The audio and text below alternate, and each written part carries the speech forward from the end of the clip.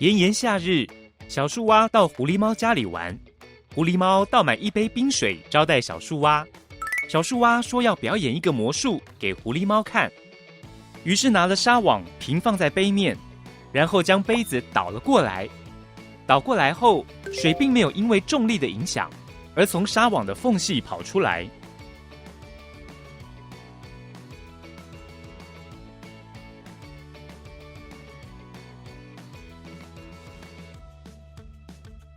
小树蛙解释，因为地球外围有大气层包覆，也就是说，我们的正上方其实是有一团看不见的空气压住我们的，这些空气的重量就造成了大气压力。所以今天杯子倒过来，水会因为重力往下，但纱网上的每个小格都会有大气压力造成的力作用在上面，两者尽力平衡，水杯里的水就不会因重力而落下。狐狸猫表示，听起来好像很有道理。那小树蛙知道大气压力有多大吗？于是小树蛙提议去实验室使用水银，就能证明给狐狸猫看。小树蛙先将水银倒入盆子内，接着拿一根约1公尺、一端封闭的玻璃管，并在里面装满水银，倒立插入水银盆内。过一段时间后，发现到管内的水银柱开始下降，水银下降至一定高度后就不再下降。小树蛙说，在我们没有接触它的情况下，水银柱停在固定高度没有下降，就能证明大气压力存在。因为管内液面静止不动，所以代表外界的大气压力给予的作用力能够支撑那么高的水银柱产生的重力。接着量测水银柱与盆内液面之间的高度，发现是76公分高，这就代表着大气压力产生的力能支持住76公分高的汞柱重量。但这样的说法没办法知道压力到底多大。于是科学家量测水银的单位体积重量为 13.6 公克重，所以大气压力就是每平方公分 1033.6 公克重，同时也被定义成一大气压。那狐狸猫，你觉得水银柱上方的空间有没有气体呢？狐狸猫觉得应该没有，因为原本的管内装满水银，没有气体在里面。没错哦，小树蛙接着说，管内上方是真空，由于发现大气压力大小的是托里切利，所以这个真空也被称为托里切利真空。当年托里切利为了解决工程上无法从井深大于10公尺深的井抽水的问题，一开始他找了很多液体，但发现到管内液体的高度都没有下降，最后才找到水银，密度比水大了 13.6 倍，而测出来的水银高度是76公分。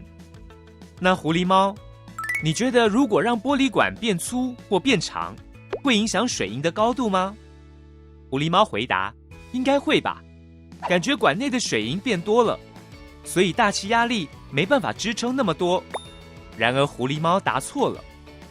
小树蛙解释，压力是物体在单位面积下所受垂直方向的作用力，在一大气压的情况下，就会提供76公分高的汞柱。虽然玻璃管变粗，但是截面积变大了，作用的力也会变多，所以就算玻璃管的粗细或长度改变，水银的高度也不会变。那狐狸猫觉得，如果倾斜试管，会影响水银的高度吗？狐狸猫想了想，静止液体压力只跟深度有关，所以液体深度和倾斜角度都不会影响管内水银高度。小树蛙称赞狐狸猫很厉害呢，连接到了静止液体的概念。狐狸猫接着问，刚刚有提到真空，真空是怎么样的感觉啊？小树蛙回应，真空就是指没有气体存在容器内，但现实生活中通常没办法做到完全真空。像这边有2个半球，将它们叠在一起，然后抽掉里面部分的气体，形成局部真空。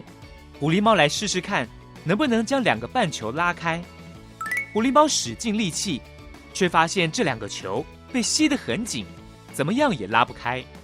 小树蛙说，因为刚刚把里面部分的气体给抽掉了，所以外界的压力大于内部压力，于是就把2个半球压得很紧。接着，小树蛙将气阀打开，听到2半球有嘶的声音，刚刚那个声音就代表气体跑进去半球里了。这时候内部压力与外部压力相同，就能轻松地将它拉开。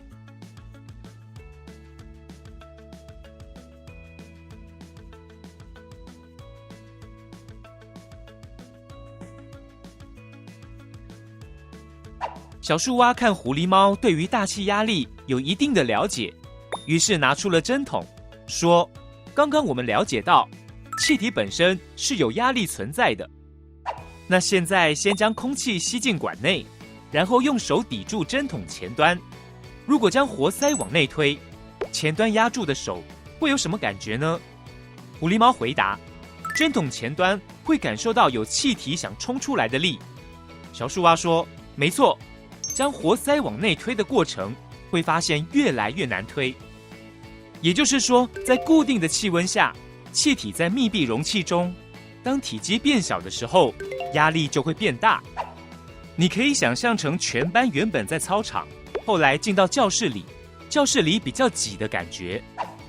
反之，当活塞向外拉动，体积会变大，压力就变小。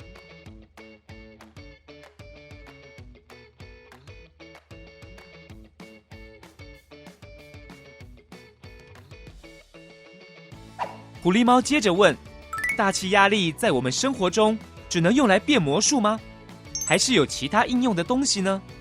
小树蛙回应：大气压力有很多用途呢，像是平常喝饮料会使用的吸管，就是利用大气压力的关系。